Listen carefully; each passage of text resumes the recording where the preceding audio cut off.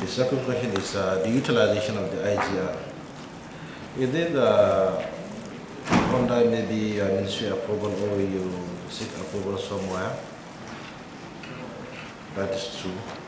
Then three, I don't know, on all this document regarding the IGR, there was no any breakdown on how this IGR is utilized, and then even maybe even the committee, they are not fully aware of the way how IGR is is being utilized. And then the other one is not. Let me put an observation on what.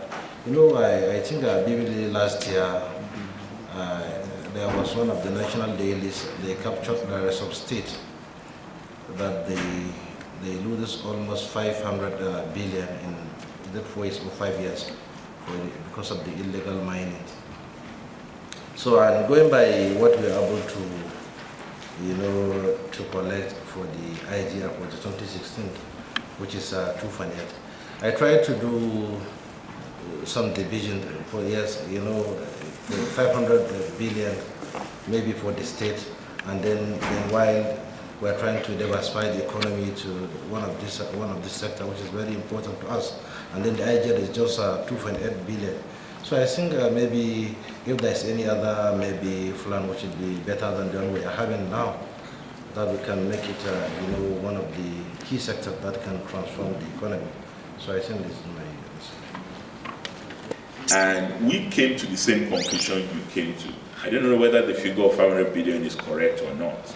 I don't want to venture into that. But what is clear is that there is clearly non-declaration and under-reporting of revenue. And our officers don't have enough reach. Averagely in every state, we probably have 5 mines officers, environmental compliance officers in the team. And some of these operations take place in far-flung parts of the state.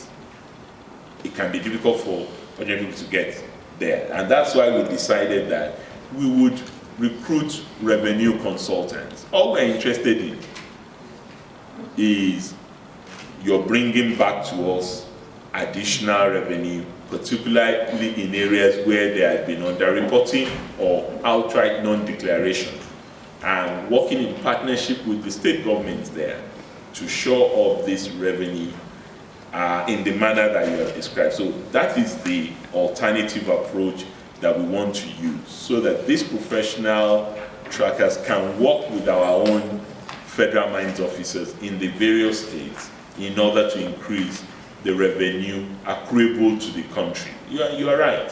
It's clearly not what is happening in the sector. We do not believe that 2 billion or 2.8 billion, even though there's been an improvement on what was happening before, is an adequate reflection of the true situation with regards to mining revenue in the country. So I see your point, I agree with the point, and we have to spend a lot of time this year with the approval that we have to achieve that increase. The other is that once we partner with states, they will see what is in it for them. And this is why the 13%, we've made a lot of effort to ensure that they can now access the 13% derivation in mining as well. So that it's not just exclusively an oil and gas issue. On your question on TSA, yes, all revenues and from the ministry goes into TSA. 2, I cannot say to you categorically that we get anything back from TSA specifically tied to what we have generated beyond what you approve for us in the budget.